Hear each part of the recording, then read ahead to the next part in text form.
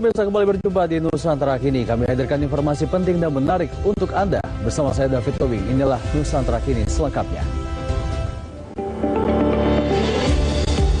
Ridwan Kamil ucapkan selamat untuk paslon Pramono Anung Rano Karno yang memenangi Pilgub Jakarta 2024.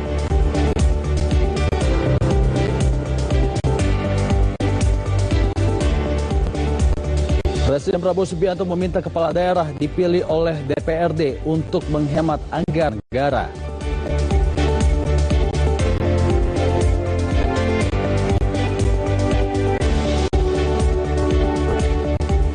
Petugas imigrasi amankan 12 pekerja seks komersial asal Vietnam.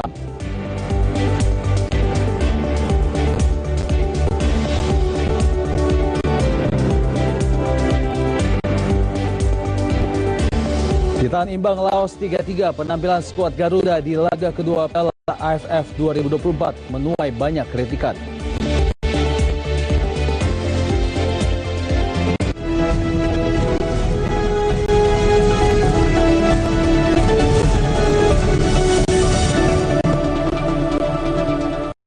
Ya, pasangan calon gubernur dan wakil gubernur nomor urut 1 Ridwan Kamil dan Suswono mengucapkan selamat atas kemenangan Pramono Anung dan Rano Karno di Pilkada Jakarta 2024. Ini disampaikan Ridwan Kamil saat jumpa pers di DPD Golkar, Jakarta Pusat, Jumat pagi.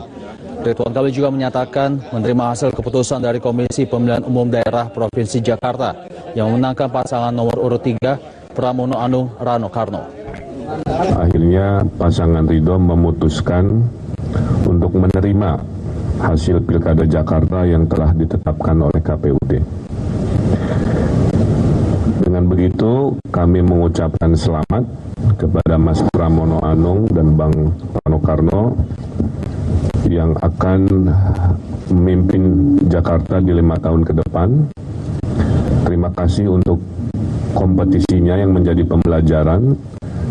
Dan kami mengaturkan terima kasih juga kepada Dharma Pongrekun dan Pak Konwardana yang juga bersama-sama berkompetisi dengan kami. Mudah-mudahan untuk Mas Pram dan Bang Rano bisa amanah memenuhi aspirasi warga Jakarta.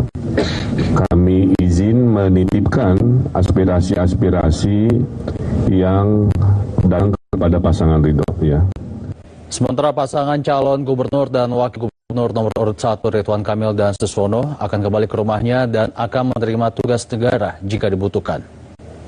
Terakhir, saya dan Pak Suswono setelah ini tentu akan beristirahat sejenak, ya. Dengan tensi kemarin yang luar biasa tinggi, kita akan kembali ke keluarga masing-masing. Dan bagi kami berdua tidak ada kata akhir dalam pengabdian kepada bangsa dan negara, ya.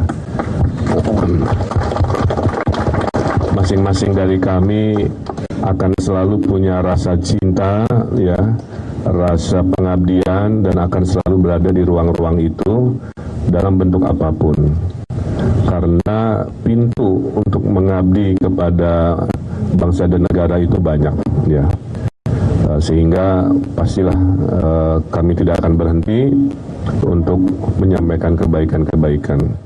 Sementara itu, Ketua Tim Pemenangan Pasangan Calon Gubernur dan Wakil Gubernur Jakarta nomor urut 1 Ridwan Kamil Suswono sebelumnya telah memerintahkan untuk tidak mendaftarkan gugatan hasil Pilkada DKI Jakarta 2024 ke Mahkamah Konstitusi.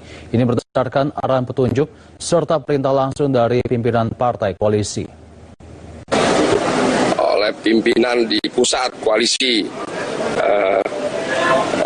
Memang sebelumnya kami telah mempersiapkan materi gugatan ke Mahkamah Konstitusi, namun dari pimpinan di atas, pimpinan koalisi meminta bahwa tidak melakukan atau mendaftarkan gugatan ke MK terkait pilkada di DKI.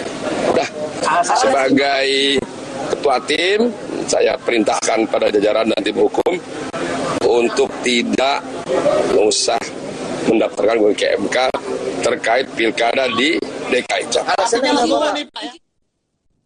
Sementara itu, tim kuasa hukum PDI Perjuangan mengajukan gugatan sengketa Pilgub Jawa Timur ke Mahkamah Konstitusi. Salah satu gugatan soal temuan hilangnya 3.000 lebih suara untuk Tri Risma hari ini. Selain itu, jumlah surat suara yang dipakai tidak sesuai.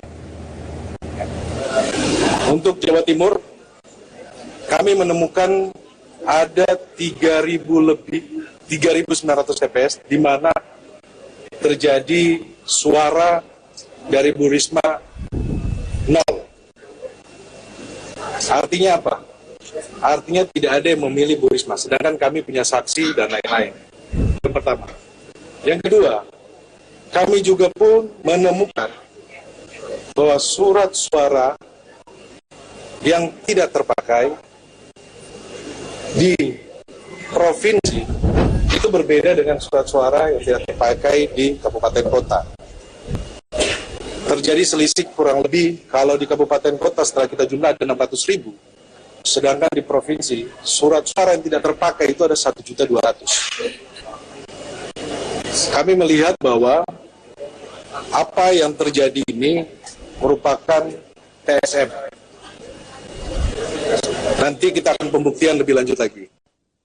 Selain itu, tim kuasa hukum PDI Perjuangan juga mengajukan gugatan sengketa Pilgub Jawa Tengah ke Mahkamah Konstitusi. Di Jawa Tengah, kami juga mendalilkan keterlibatan aparat penegak hukum, di mana dari awal ada panggilan-panggilan kepolisian, ada panggilan kejaksaan, dan juga pengerahan kepala desa, dan lain-lain. Ini nanti kita akan buktikan di sidang Mahkamah Konstitusi. Dan kami sangat berharap bahwa Mahkamah Konstitusi adalah tempat terakhir kami mendapatkan keadilan. Di tengah yang terjadi bagaimana pilkada tahun ini sangat brutal, maka kami bermohon kepada Mahkamah Konstitusi dalam hal ini rakyat Jawa Timur maupun Jawa Tengah juga ingin agar proses demokrasi yang ada ini berjalan sesuai dengan apa yang kita cita-citakan pasca reformasi. Komisi Pemilihan Umum RI menyampaikan pelaksanaan Pilkada serentak 2024 sudah selesai dan berjalan dengan baik. KPU mencatat partisipasi pemilih pada Pilkada 2024 sebesar 71%. Ketua KPU RI Muhammad Afifuddin mengatakan penyelenggaraan Pilkada 2024 berjalan dengan baik meski ada beberapa pemungutan suara ulang di beberapa titik. Afifuddin mencatat angka partisipasi pemilih di Pilkada tahun 2024 mencapai 71%. Afifuddin menekankan pentingnya proses evaluasi di setiap penyelenggaraan pemilu agar diketahui kekurangan atau aspek yang harus diperbaiki. Partisipasi kita yang dulu sempat ditanyakan sekarang pertanggal 4 kemarin sudah nasionalnya rata-rata di 71%. Jadi ini sekaligus menjelaskan berita-berita sebelumnya terkait dengan partisipasi karena beberapa data yang masuk terutama dari Presiden Prabowo Subianto meminta agar kepala daerah dipilih oleh DPRD. Ini disampaikan saat Prabowo berpidato dalam perayaan HUT ke-60 Partai Golkar di Sentul, Bogor, Jawa Barat. Prabowo mengatakan penyelenggaraan pemilihan kepala daerah di Indonesia terlalu banyak menyedot anggaran negara. Prabowo menekankan pentingnya efisiensi anggaran dan perbaikan terhadap sistem pemilihan kepala daerah. Mari kita tanya, apa sistem ini berapa puluh triliun habis dalam 1-2 hari dari negara maupun dari tokoh-tokoh politik masing-masing. Ya kan? Saya lihat negara-negara tetangga kita efisien. Ya, Malaysia, Singapura, India. Sekali milih anggota DPRD, sekali milih, ya sudah. DPRD itu yang milih gubernur, milih bupati.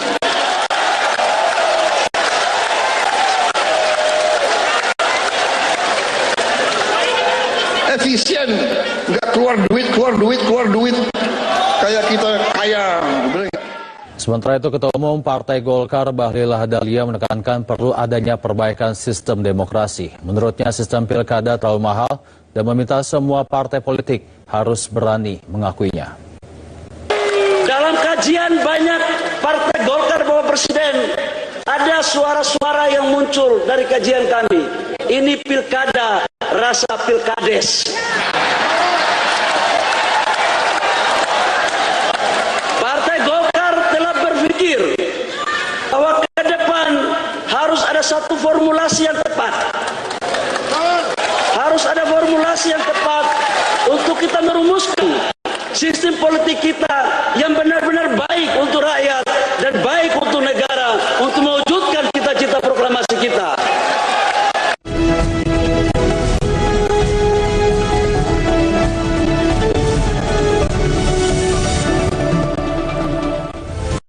...37 WNI yang dievakuasi dari Suriah tiba di tanah air. Informasinya usai jeda.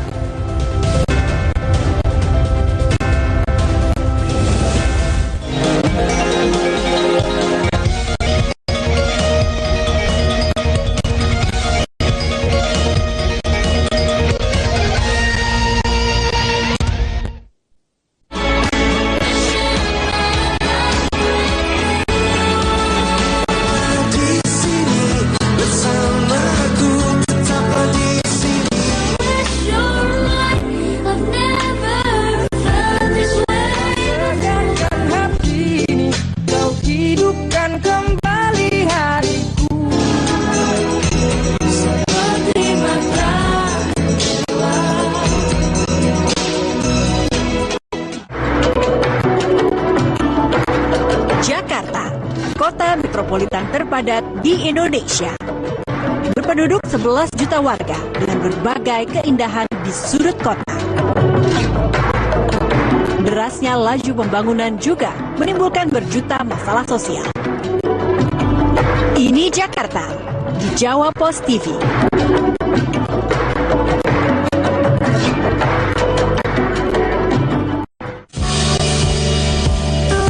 Mengenal kuliner Nusantara, racikan nenek moyang hingga kekinian. Menu-menu tradisional, modern, hingga mencicipi hidangan lintas negara. Ada juga nostalgia sajian kuliner yang sulit dilupakan. Jelajah kuliner di Jawa Post TV.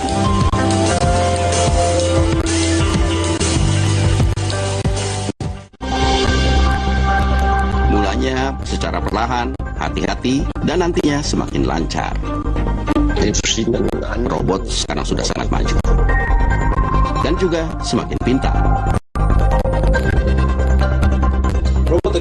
Robot bisa lebih tepat dan cepat. Punya kekuatan juga yang lebih besar. Apakah robot akan menggantikan manusia?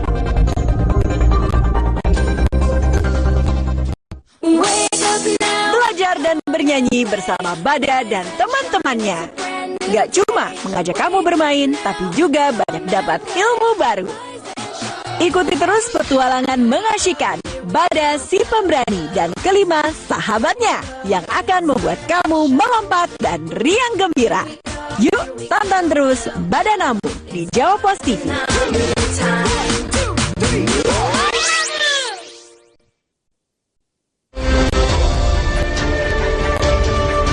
Batu dari sungai karena di sini batu-batu melimpah untuk kita bawa ke lokasi peletakan batu pertama masjid. Kita akan mengunjungi kita peresmian Masjid Taman Surga di Kampung Kukue.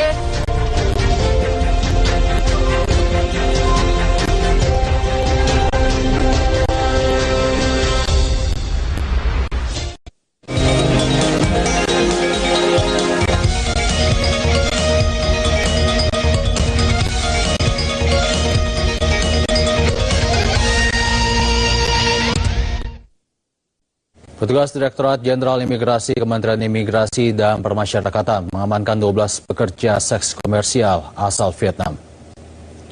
Mereka menawarkan jasa prostitusi di Indonesia dengan berkedok sebagai pemandu lagu di sebuah tempat hiburan malam kawasan Penjaringan, Jakarta Utara. Para wanita muda ini mematok tarif sebesar 5,6 juta rupiah untuk sekali kencan. Petugas juga menyita 12 paspor berkebangsaan Vietnam milik mereka. Ke-12 PSK asal Vietnam ini akan dideportasi ke negara asal karena melanggar undang-undang tentang keimigrasian. Mereka juga akan dimasukkan ke dalam daftar penangkalan masuk ke Indonesia selama 2 tahun. Sebelumnya informasi keberadaan orang asing yang bekerja di tempat hiburan malam diperoleh petugas berdasarkan laporan masyarakat. Dari hasil penyelidikan, petugas mendapati fakta jika modus yang mereka gunakan adalah dengan berpura-pura menjadi wanita pemandu lagu. Ditemukan ada 12 warga negara Vietnam yang melakukan kegiatan menjadi pekerja seks komersil. Adapun tarif yang dikenakan ataupun yang ditetapkan oleh penyelenggara yaitu sebesar 5.600.000 per orang. Mereka masuk ke sini memang sampai saat ini terkait dengan tadi ada yang sebagai koordinator itu sedang kita dalami karena mereka masuknya ini sendiri-sendiri, jadi tidak secara rombongan gitu. Jadi seperti ya orang mau liburan lah ke Indonesia. Direktorat Reserse Narkoba Polda Metro Jaya mengungkap sindikat narkoba dari berbagai jaringan termasuk jaringan internasional Afghanistan Jakarta dan Malaysia Jakarta. Dari tangan 11 orang tersangka, petugas mengamankan barang bukti narkoba berupa 500 kg sabu-sabu, 110.000 pil ekstasi, dan 71 kg ganja.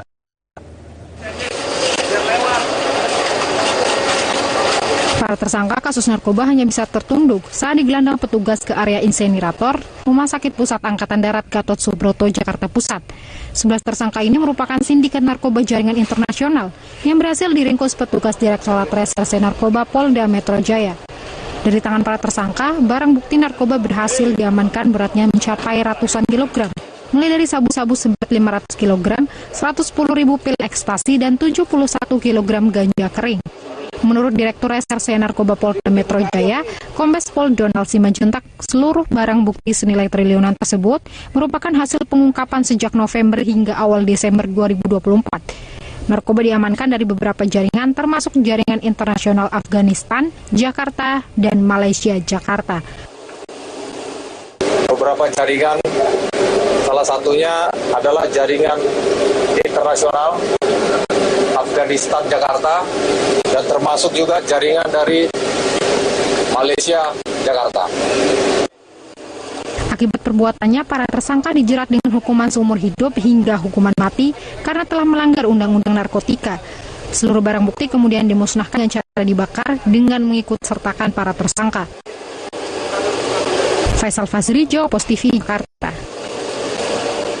37 warga negara Indonesia yang berada di negara Suriah tiba di tanah air melalui Bandara Internasional Soekarno-Hatta. Mayoritas WNI berasal dari pekerja migran Indonesia.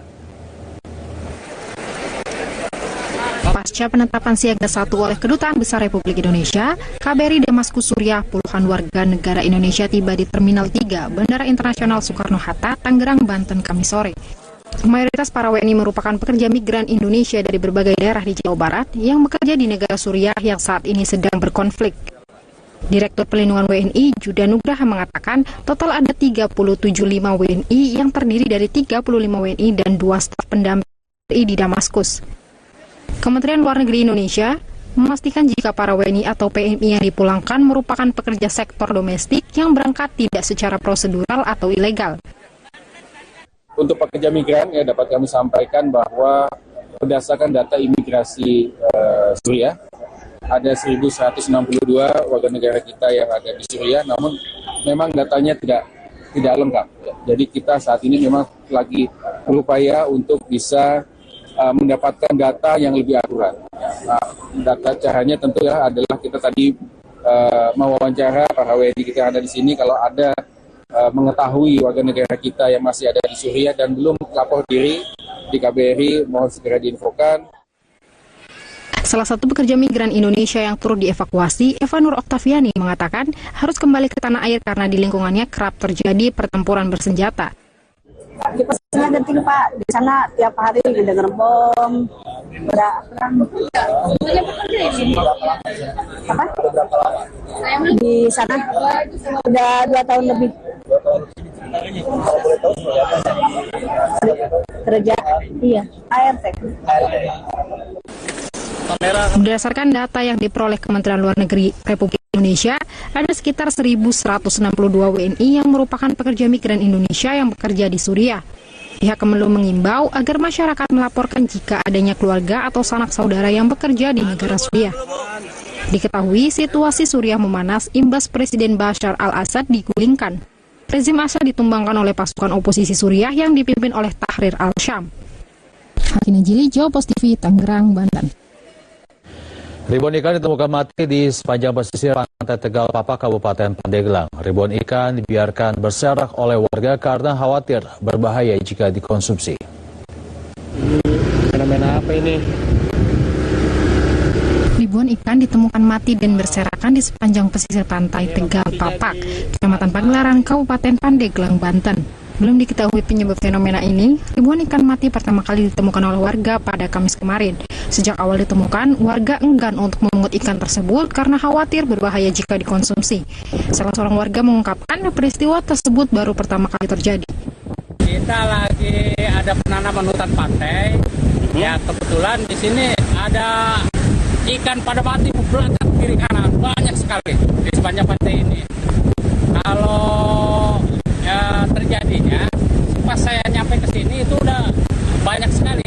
Kapan Bapak ke sini Pak? Tadi pagi. Oh sudah ada Pak ya? Ya udah ada. Tadi pagi sekitar jam 7 kita udah di sini, jam 7 pagi. Yang kita lihat hanya di pantai ini karena kita kegiatan di pantai ini Pak.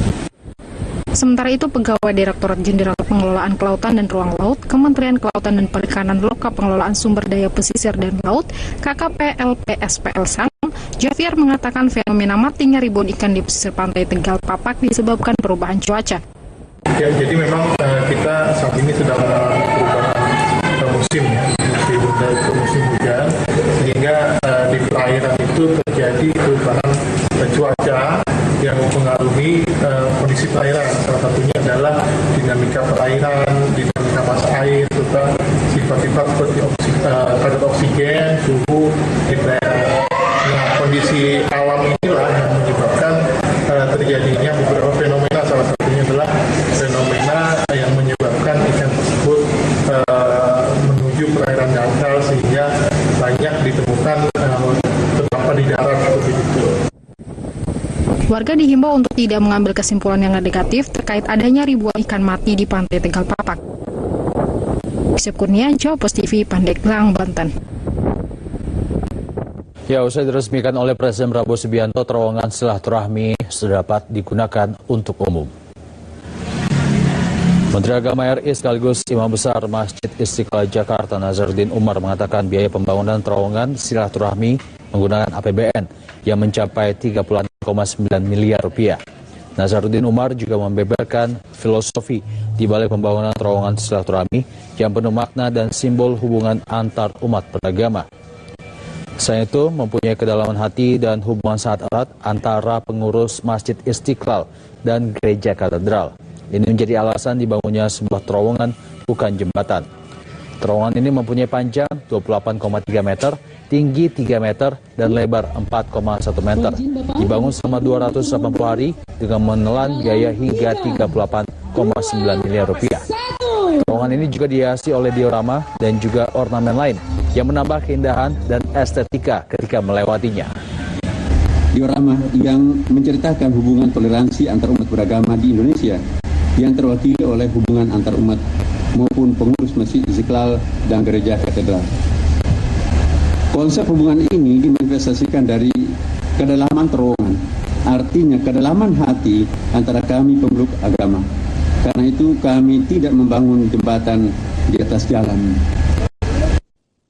Sementara itu, Presiden Prabowo Subianto mengatakan terowongan silaturahmi merupakan simbol kerukunan umat beragama di Indonesia. Prabowo juga berterima kasih kepada para tokoh yang terlibat selama proses pembangunan terowongan yang melambangkan toleransi antar antar umat beragama.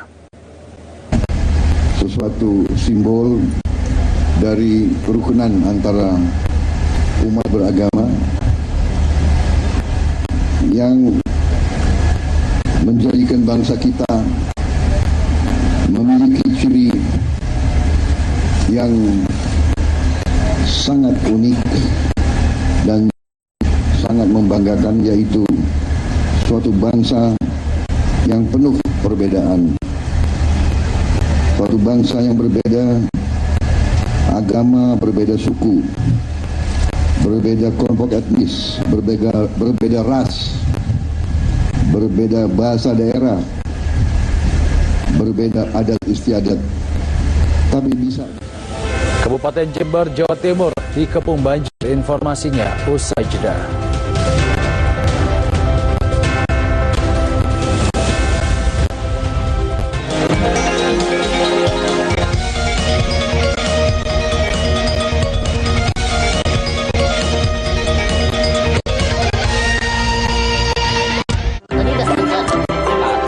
Dongeng anak menyapa adik-adik di rumah.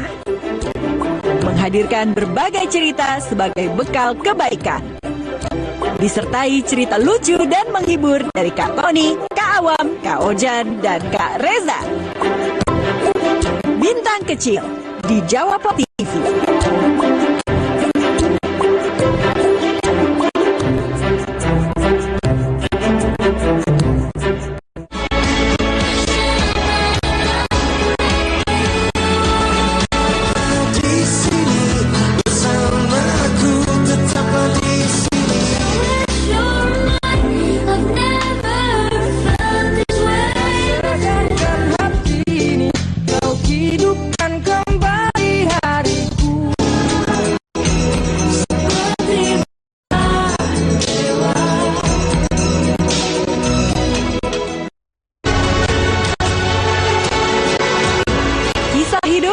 Nasional di tanah air, kerja keras dan penuh tantangan agar anak-anak muda itu bisa mendesain, berjuang untuk masa depan, perbincangan mencerahkan dan inspiratif. Julian Redarwis Open House di Jawa Pop TV.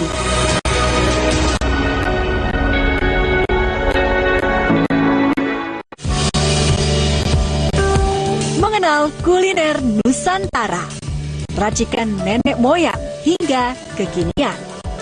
Menu-menu tradisional, modern, hingga mencicipi hidangan lintas negara.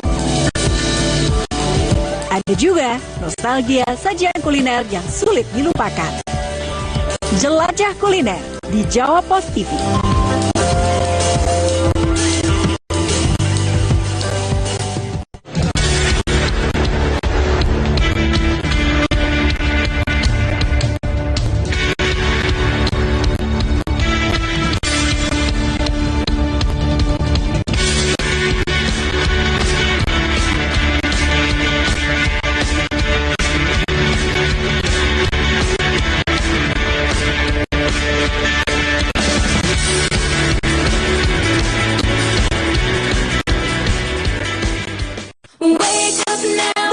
Bernyanyi bersama Bada dan teman-temannya.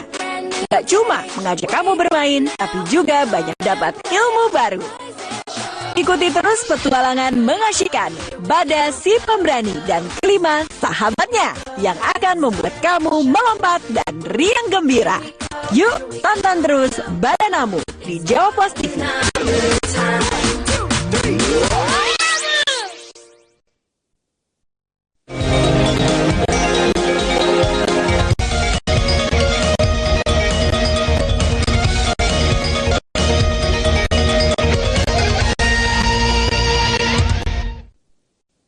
Pemirsa, hujan dengan intensitas tinggi membuat air sungai meluap dan menyebabkan banjir di sejumlah wilayah di Kabupaten Jember, Jawa Timur. Inilah video amatir warga yang merekam banjir menggenangi sejumlah daerah di Jember. Sejumlah ruas jalan di wilayah perkotaan tergenang air dan ketinggian mencapai 1 meter. Sejumlah kendaraan, baik roda 2 maupun kendaraan roda 4, terjebak banjir di beberapa ruas jalan. Relawan kebencanaan David Handoko Seto mengatakan intensitas hujan yang tinggi menyebabkan banjir dan diperparah dengan tidak berfungsinya saluran drainase.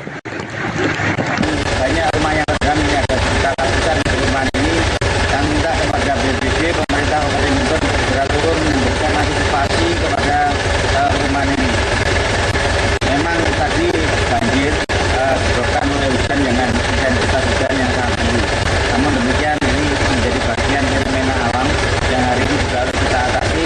Kami Barat Rescue bersama relawan bersama masyarakat juga bersama BPBD menginginkan posisi seperti ini nanti tidak terjadi. Nelayan di Pantai Payangan, Kecamatan Ambulu, Jember, Jawa Timur dihimbau untuk tidak melaut menyusul angin kencang disertai gelombang setinggi 3 meter di pantai selatan. Cuaca buruk selama beberapa hari terakhir dinilai sangat membahayakan keselamatan nelayan. Cuaca buruk selama sepekan terakhir terjadi di Pantai Payangan, Kecamatan Ambulu, Jember. Hujan deras dan angin kencang di pantai selatan membuat gelombang ombak naik hingga mencapai 3 meter. Cuaca ekstrim diperkirakan masih akan terus terjadi selama beberapa hari ke depan. Masyarakat pesisir dan nelayan dihimbau untuk tidak melaut atau melakukan aktivitas di laut hingga gelombang dan cuaca kembali normal. Kapolsek Ambulu AKP Suhartanto menekankan pentingnya langkah antisipasi agar masyarakat pesisir dan nelayan terhindar dari potensi bahaya cuaca ekstrim. Yang jelas aparat keamanan Muspika Kecamatan Ambulu dan pemerintah desa tidak henti-hentinya untuk menghimbau kepada warga nelayan untuk berhati-hati atau kalau bisa sampai saat ini di cuaca ombak yang sedang tidak baik, ombak anginnya besar dan berisiko untuk sementara tidak melaut dulu. Ketinggian ombak sampai berapa? Untuk ketinggian ombak yang jelas lebih dari 3 meter. Anginnya kencang, sementara air yang ada di muara juga sangat. Jelang libur Natal dan Tahun Baru 2025, PT Jasa Marga melakukan kick-off kesiapan operasional Jasa Marga Siaga yang dilakukan Jumat pagi. Kick-off ini menandakan seluruh armada maupun petugas Jasa Marga siap melayani masyarakat dalam rangka libur Natal dan Tahun Baru 2025. Corporate Communication and Community Development Group Head Jasa Marga, Lisha Otaviana mengatakan ini untuk mengantisipasi lonjakan kendaraan di jalan tol, baik dari operasional, reservasi, dan juga layanan rest area. Jasa Marga juga melakukan berbagai rekayasa lalu lintas. Tujuannya untuk mengatasi kepadatan di jalan tol seperti one way, kontraflow, dan juga pembatasan waktu penggunaan rest area. Disiagakan seluruh kendaraan armada operasional, baik dari operasional, reservasi, dan juga di layanan rest area juga hadir di sini untuk menandakan kesiapan Jasa Marga Group menghadapi periode Natal. Ada beberapa armada yang memang ditambahkan juga dan juga petugas dan juga rambu-rambu yang disiapkan di titik-titik untuk layanan transaksi di gerbang tol dan juga di setiap wilayah petugas disiagakan untuk menghadapi Nataru. Begitu juga dari sisi layanan reservasi, subtim disiagakan untuk menghadapi cuaca yang cukup ekstrim ya di bulan Desember dan Januari ini. Jelang libur Natal dan Tahun Baru 2025, sejumlah harga komoditi sayur mayur terus merangkak naik. Di Pasar Senen, Jakarta Pusat, salah satu komoditas yang naiknya meroket adalah harga sawi mencapai 2 kali lipat, yaitu dari harga Rp10.000 kini menjadi Rp20.000 per kilogramnya. Menurut para pedagang, kenaikan harga sayuran sudah terjadi sejak 2 minggu lalu. Ini disebabkan karena kondisi cuaca di musim hujan yang menyebabkan banjir serta musibah lainnya sehingga stoknya berkurang. Selain harga sawit, harga timun pun ikut naik dari Rp12.000 per kilo menjadi Rp18.000 per kilo. Harga normalnya paling Rp10.000, Rp10.000, Rp12. Sekarang Rp20.000, Rp23. Paling kalau yang fresh, yang yang nggak basah. Sawi tadi mahal apa gimana Pak? Mahal Pak. Lebih mahal Pak. Kenapa katanya Pak? Langka ini dari apa? Dari Bandungnya. Dari Bandungnya. Iya. Pak, mahal ini gimana Pak? Bapak sebagai pembeli? Ya lumayan ini juga, lumayan menyulitkan juga, menyusahkan. Menyusahkan Pak. Ya. Harapannya apa sebagai? Harapannya sih mudah-mudahan dari pemerintah ada operasi pasar untuk menstabilkan harga. Bazar kue Natal dan minuman kaleng yang sudah berlangsung selama 6 tahun kembali dibuka di kawasan PAL 2 Ngabang. Pontianak, Kalimantan Barat. Bazar ini menjadi salah satu tempat favorit untuk membeli berbagai kebutuhan Natal.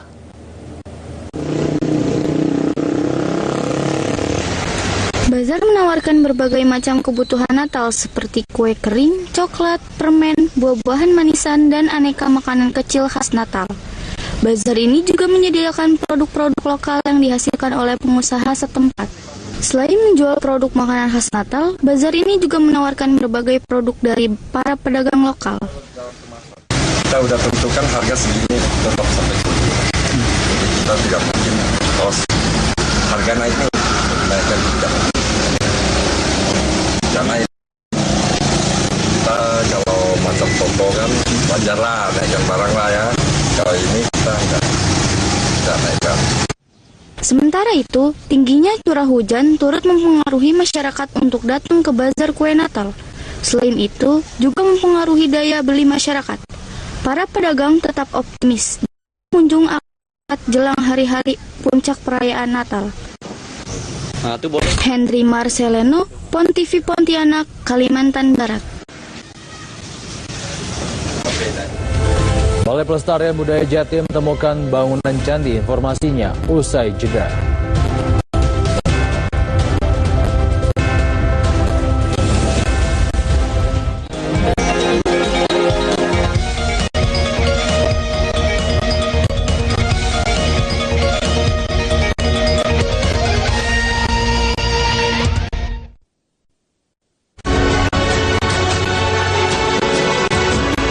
Hidup tokoh nasional di tanah air, kerja keras dan penuh tantangan, agar anak muda itu bisa mendesain, berjuang untuk masa depan, perbincangan mencerahkan dan inspiratif. Julian Redarwis Open House di Jawa Pos TV.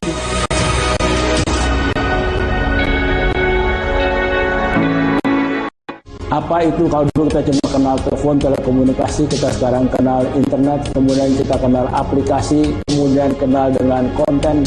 Apa bedanya itu semua? Banyaknya akses internet, maka kita mulai menggunakan layanan internet. Produktivitas itu, teknologi tadi itu, ya, inovasi dan sebagainya itu penting. Ataukah kita agak geser sedikit, atau kurang-kurang sedikit, itu nanti kita akan lihat.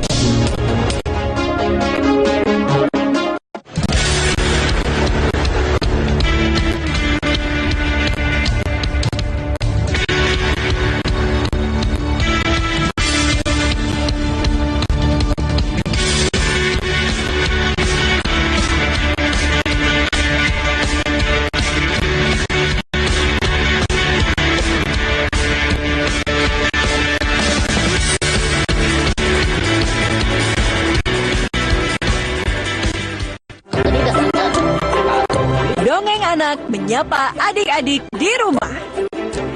Menghadirkan berbagai cerita sebagai bekal kebaikan. Disertai cerita lucu dan menghibur dari Kak Tony, Kak Awam, Kak Ojan, dan Kak Reza. Bintang kecil di Jawa Pos TV.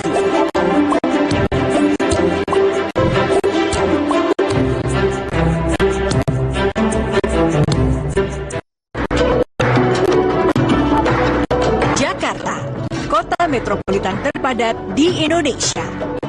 Berpenduduk 11 juta warga dengan berbagai keindahan di sudut kota. Derasnya laju pembangunan juga menimbulkan berjuta masalah sosial. Ini Jakarta di Jawa Pos TV.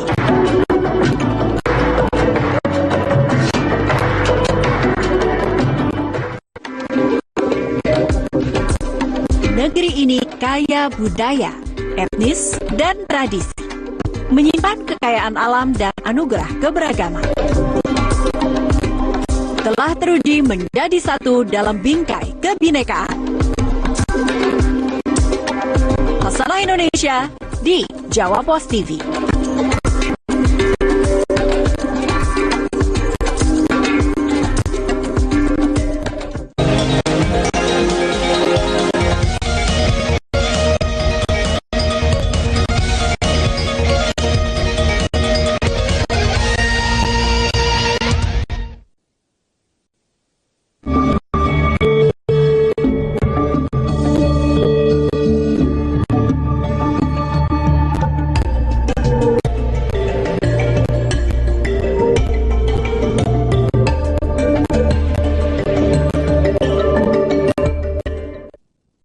Ya, Tim Balai Pelestarian Kebudayaan Wilayah 11 Jawa Timur kembali menemukan susunan batu bata kuno di lokasi Candi Gedok.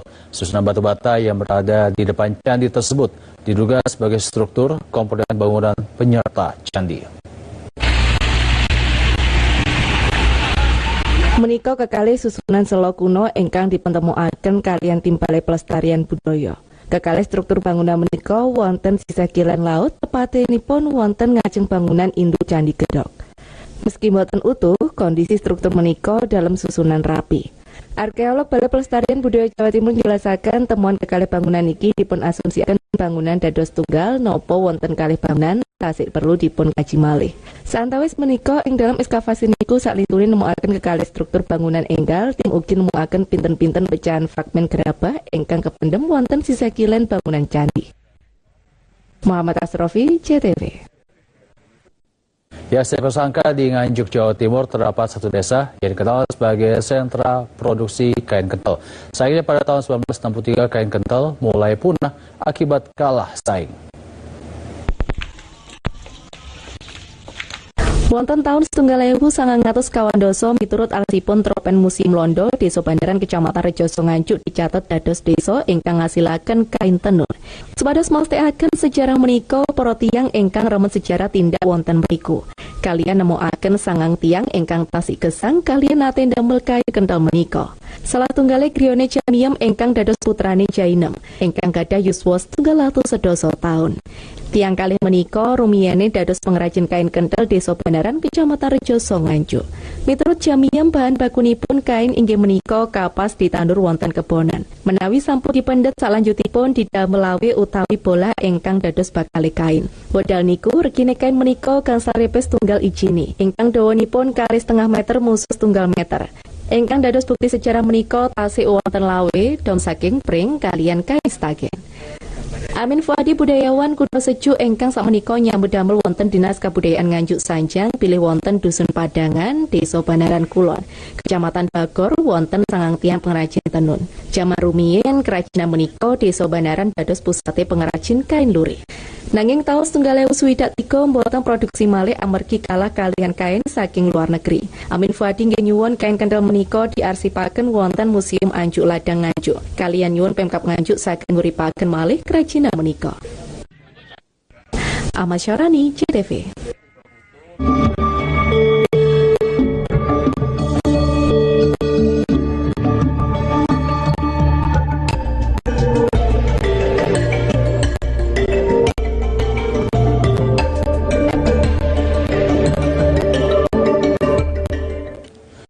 Ya, Timnas Indonesia ditahan imbang Laos di Piala AFF 2024.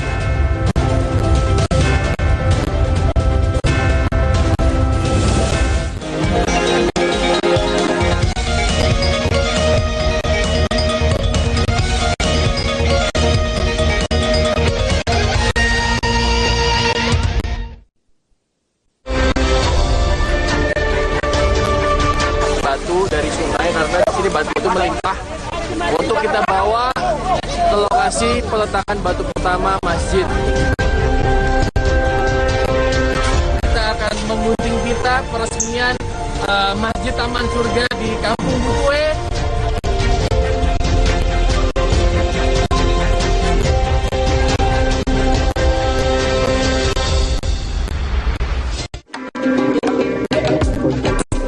Negeri ini kaya budaya, etnis, dan tradisi, menyimpan kekayaan alam dan anugerah keberagaman. Telah teruji menjadi satu dalam bingkai kebinekaan. Bahasa Indonesia di Jawa Post TV.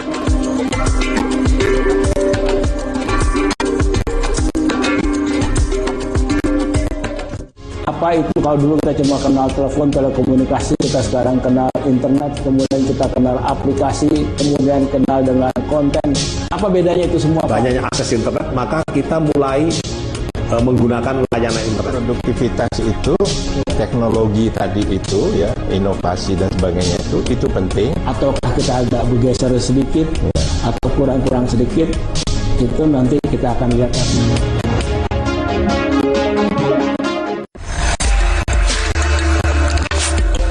menyajikan kisah dan sisi lain dari sebuah peristiwa.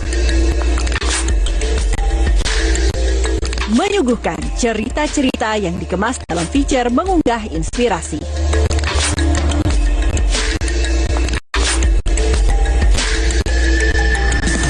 Carita di Jawa Post TV.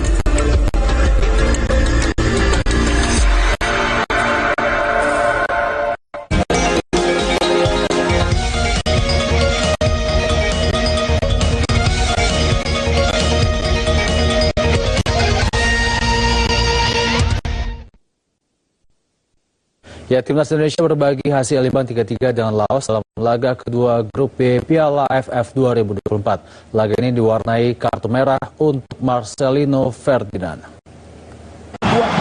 Indonesia di sebelah kiri dengan kostum merah. Pertandingan Timnas Indonesia versus Laos berlangsung di Stadion Manahan, Solo, Jawa Tengah pada Kamis malam. Sejak babak pertama, kedua tim saling serang dan berusaha membobol gawang lawan.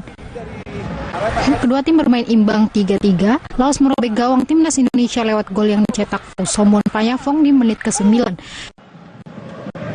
Kemudian Pomatep di menit 13 dan gol Peter Panfatong di menit ke-77. Sementara itu Timnas Indonesia berhasil membobol gawang Laos lewat Kadek Arel di menit ke-12 dan 2 gol Muhammad Ferrari di menit ke-18 dan 72.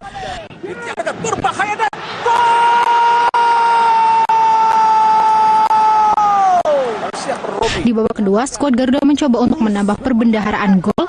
Pelatih Shin Taeyong langsung melakukan 3 pergantian pemain dengan memasukkan Asnawi Mangkualam, Victor Detan, dan Zainuddin Faris. Namun, sejumlah peluang skuad Garuda gagal dikonversi menjadi gol. Hasil imbang 3-3 bertahan hingga peluit ke babak 2 terakhir. Atas hasil ini, Indonesia berada di peringkat pertama klasemen grup B dengan 4 poin. Skuad Garuda unggul 1 angka atas Vietnam yang menempati peringkat kedua. Sementara itu, pengamat sepak bola nasional Binder Singh mengkritik strategi yang diterapkan pelatih Shin Taeyong saat Indonesia ditahan imbang 3-3 melawan Laos. Binder juga mengkritik penampilan skuad Garuda. Bahwa timnas kita semalam tidak bermain dengan yang namanya pola permainan.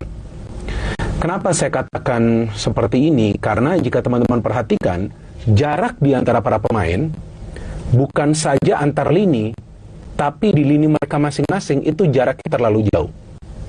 Artinya jika jaraknya terlalu jauh, bagaimana caranya para pemain kita itu bisa mengirimkan passing yang akurat? Jadi kesalahan passing itu terjadi karena memang akurasi passing tidak dijaga, sebab kalau menurut hemat saya, mohon maaf, mungkin juga saya salah, tapi kan saya melihat ya pertandingan ini secara full ya di layar kaca, di televisi. Kalau saya melihat para pemain kita timingnya tidak pas untuk memberikan umpan. Apakah itu terlalu cepat memberikan umpan atau kelamaan menguasai bola? Selain itu, pengamat sepak bola nasional Binder Singh mengatakan Laos mampu mencetak 3 gol karena koordinasi antar pemain timnas di lapangan yang kurang baik. Nah, artinya pada saat timnas kita tidak bermain secara taktis, yang kita melihat adalah permainan yang acak-acakan alias amburadul. Maka itu Laos bisa menciptakan cukup banyak peluang, tidak sebanyak timnas kita, tapi juga mereka bisa mencetak 3 gol mengandalkan kerjasama. Ya lihat dong, beberapa peluang yang mereka ciptakan itu mengandalkan kerjasama. Dan saya bingung juga, Marcelino Ferdinand setelah mendapatkan kartu kuning di babak pertama itu, karena dia juga ada melakukan pelanggaran di babak pertama, apa dia tidak sadar atau mungkin dia lupa bahwa dia sudah mendapatkan kartu kuning, kok dia berani melakukan sliding tackle seperti itu? Nah, saya nggak ngerti juga apa alasannya. Dan itu bukan situasi yang berbahaya bagi timnas kita.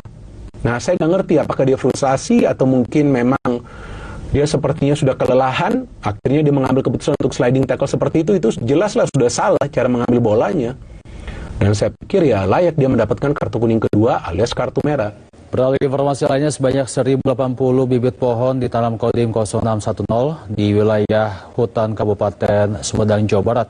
Jumat pagi, penanaman pohon dilakukan dalam rangka Hari Juang TNI Angkatan Darat yang mengusung tema TNI AD Berjuang Bersama Rakyat.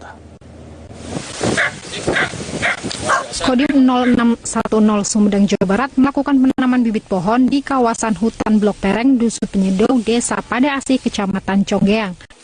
Penanaman dilakukan dalam rangka Hari Juang TNI Angkatan Darat dengan tema TNI Berjuang Bersama Rakyat. Secara simbolis, penanaman dilakukan langsung Dandim 0610 Sumedang Letkol Kavaleri Christian Gordon Rambu. Dandim 0610 Sumedang Letkol Kavaleri Christian Gordon Rambu mengatakan penanaman pohon dilakukan sebagai bentuk TNI AD bersatu dengan alam. Diharapkan pohon yang ditanam di 10 hektar hutan desa Pada Asi dapat bermanfaat bagi masyarakat sekitar. Selain di desa Pada Asi, penanaman pohon juga dilakukan di wilayah Koramil jajaran Kodim 0610 Sumedang dengan total 1080 bibit pohon. Hari ini kita melaksanakan kegiatan penanaman pohon, yaitu TNI Angkatan Darat bersama-sama dengan rakyat. Kami memiliki tagline juga, yaitu TNI Angkatan Darat bersatu dengan alam. Salah satunya ini di desa Pada Asi, Kecamatan Conggiang, Kabupaten Sumedang, melaksanakan kegiatan penanaman pohon. Ini khususnya pohon ini adalah pohon mahoni yang kita tanam sekarang ya. Jadi ini kita harapkan kita nanti 2-3 tahun sudah besar, sudah bisa memberikan manfaat bagi masyarakat. Kehutanan CDK Wilayah 9 Sumedang mengapresiasi kegiatan ini. Mereka ikut mendukung pelaksanaan penanaman pohon yang dinilai dapat meningkatkan kelestarian alam dan rehabilitasi lahan dan hutan. Mengapresiasi sekali kepada kegiatan Kodim 0610 Sumedang dalam rangka penghijauan lingkungan, terutama untuk meningkatkan kelestarian alam. Dalam hal ini, Dinas Kehutanan mengucapkan terima kasih yang sebesar-besarnya dalam mendukung program rehabilitasi lahan dan hutan. Di momen Hari Juang TNI AD, selain penanaman pohon juga dilaksanakan kerja bakti, seperti pembersihan sungai di Cimanggung, pembersihan Pasar Situreja, rehab 10 Rutilahu veteran, pembersihan selokan bersama rakyat, serta pembuangan akte yang bekerja dengan Disduk Capil. Usep Adi Wihanda, SMTV Sumedang, Jawa Barat. Wisata perahu kano jadi favorit warga, isi waktu akhir pekan. Informasinya usai jeda.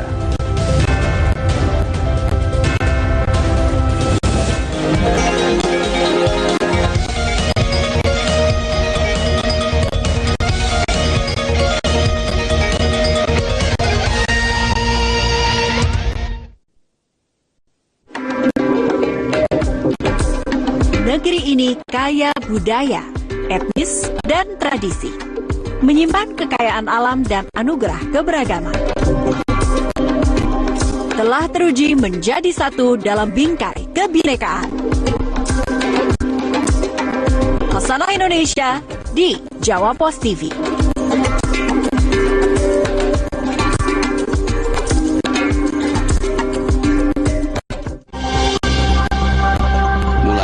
Secara perlahan, hati-hati, dan nantinya semakin lancar. Robot sekarang sudah sangat maju. Dan juga semakin pintar. Robot bisa lebih tepat dan cepat. Punya kekuatan juga yang lebih besar. Apakah robot akan menggantikan manusia?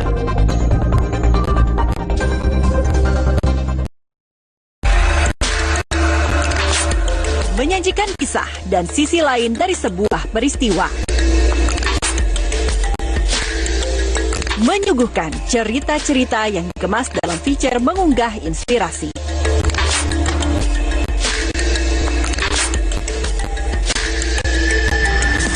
Carita di Jawa Post TV.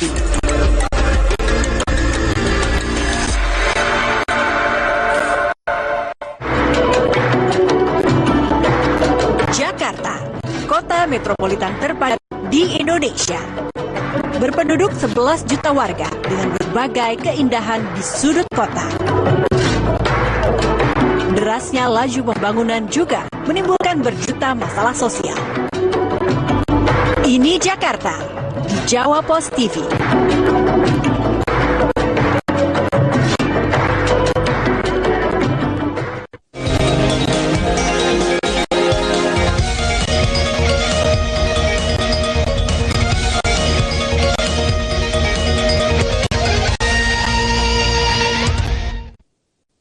Ya, tak perlu jauh-jauh ke Venesia, Italia untuk menikmati wisata perahu keliling kota. Saat ini kota Tangerang juga punya wisata air perahu kano. Sebelum mencoba wisata perahu kano, kalian juga bisa berolahraga terlebih dahulu di alun-alun Ahmad Yani yang berada persis di seberang lokasi wisata kano.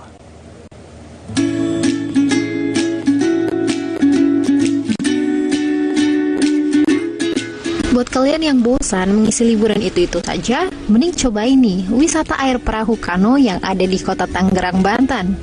Di tempat ini, kalian bisa menikmati sensasi berperahu di aliran Kali Sipon sambil membayangkan sedang berwisata air di Venezia, Italia. Seru kan? Wisata kano yang berlokasi di Kecamatan Tangerang, Kota Tangerang ini menjadi tempat favorit bagi warga untuk mengisi waktu akhir pekan kalian. Terlebih, wisata ini gratis loh. Lokasinya yang bersebelahan dengan alun-alun Ahmad Yani membuat kalian bisa berolahraga terlebih dahulu sebelum mencoba wisata air ala-ala Venezia ini. Tapi jangan lupa jadwal ya guys. Bagi kalian yang mau mencoba wisata air perahu kano, hanya buka di akhir pekan saja. Ya, jadi pengen naik di bocah dan perahu makanya. Ini kali pertama naik kano atau gimana Pak? Iya. Baru pertama kali. Testimoninya dong Pak, gimana tadi naik kano? Seru. Pokoknya seru. Terus bikin bahagia juga, kapal mirip, tentunya menarik perhatian yang ada di alun-alun Kota Tangerang juga. Terus ini menjadi suatu fasilitas yang bagus juga sih dari Kota Tangerang ini. Gratis pula ya Pak? Ya, gratis pula itu yang paling tergiur. Tadi lihat kano tertarik atau gimana tuh? Sangat tertarik. Mau langsung coba ngajak anak-anak. Jadi pengen dayung ini si kecil ini sama bapak juga. Oke, tadi testimoninya gimana Bu setelah naik kano? Seru, luar biasa. Pengen dayung nggak ada ini dayung sendiri nih. Seru nggak Dek? Seru. Luar biasa. Luar biasa.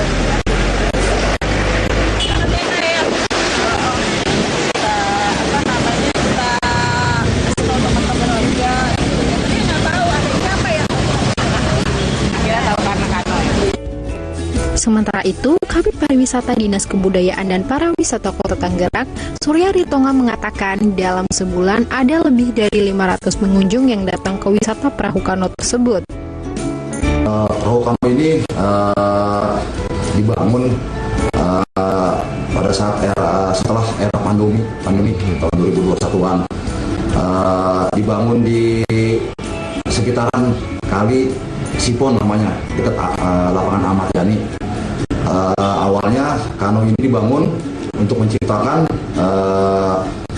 pariwisata baru di air, di mana awalnya itu mengikuti seperti yang di Itali. Perahu kano bisa mengelilingi sebuah kali kecil yang mengelilingi sekitaran satu kelurahan, yaitu Kelurahan Sukasari dan Kelurahan Sukarasa. Wisata perahu kano ini sudah beroperasi sejak pandemi COVID-19. Tujuan awalnya untuk memberi hiburan baru untuk masyarakat yang sudah jenuh dengan pembatasan-pembatasan di masa pandemi. Tertarik? Langsung datang saja ya.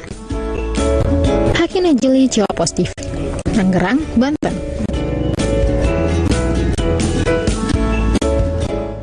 Informasi tadi sekaligus Mari Nusantara Kini hari ini. Saya David Tobin dan tim bertugas pamit undur diri. Terima kasih dan sampai jumpa.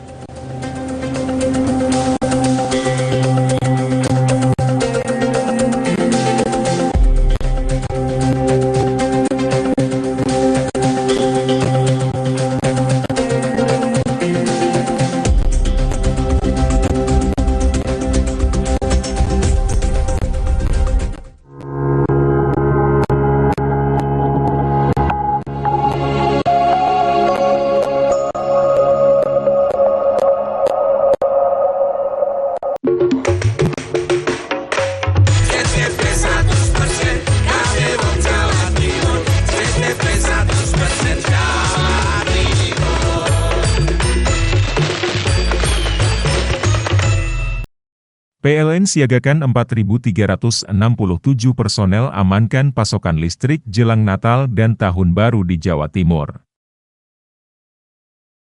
PLN lakukan pemeliharaan rutin di 17 unit pelaksana pastikan keandalan pasokan listrik jelang Natal dan Tahun Baru.